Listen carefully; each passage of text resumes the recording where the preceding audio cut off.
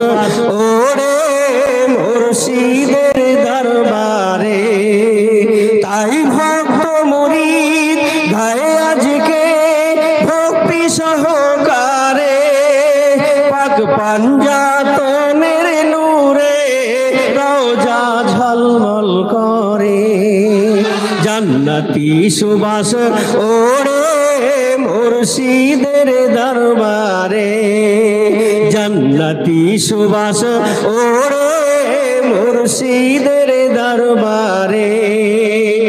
আমার ভাইয়েরা, যুবকেরা, জওয়ানেরা, পুরো ঘটনা বলার আমার সময় নাই।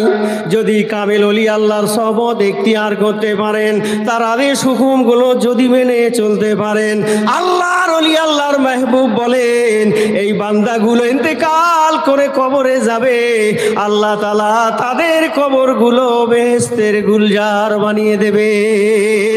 এক নম্বর শর্ত হলো নামাজ পড়তে হবে, বিনা কাজায় কোনো কাজা করা যাবে না।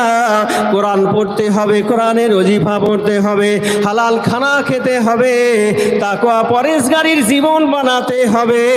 এই বান্দা বান্দিগুলো ইন্তেকাল করে কবরে যাবে, হাসরের ময়দানে উঠবে, আল্লাহ তাআলা তাদের বিনা হিসাবে জান্নাত দেবে। জোরে বলুন সুবহানাল্লাহ। ও আমার ভাইয়েরা, যুবকেরা, জওয়ানেরা, হালাল খানা খাওয়ার মর্যাদা কি? হালাল খানা খেলে কি লাভ হবে?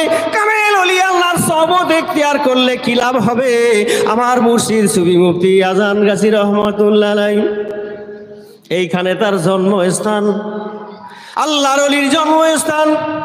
তিনি একজন পীরে কামিলিনের সহবত ইখতিয়ার করেছিলেন, যার নাম হলো হাজী ইমদাদুল্লাহ মুহাজিরে মক্কি রহমাতুল্লাহ আলাইহি।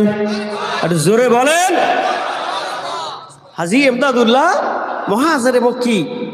আজকে কি কানেকশন দেখেন! মুর্শিদ ছিল ভালো, তার মুরিদও ছিল ভালো।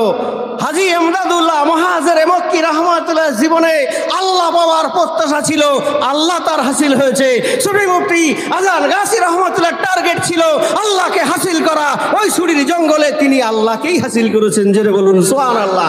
আর আল্লাহকে হাসিল করার বিনিময়ে আল্লাহর বন্ধু যখন হয়েছে, আমরা তার সঙ্গ লাভ করতে পারলে আল্লাহ তাআলা আমাদেরকেও বেড়া পার করে দেবে। বলুন সুবহানাল্লাহ। আমার ভাইয়েরা, যুবক জওয়ানেরা, সংক্ষিপ্ত করে একটা কথা বলে বসে যাব, সময় শেষ, নোটিশ এসে গেছে।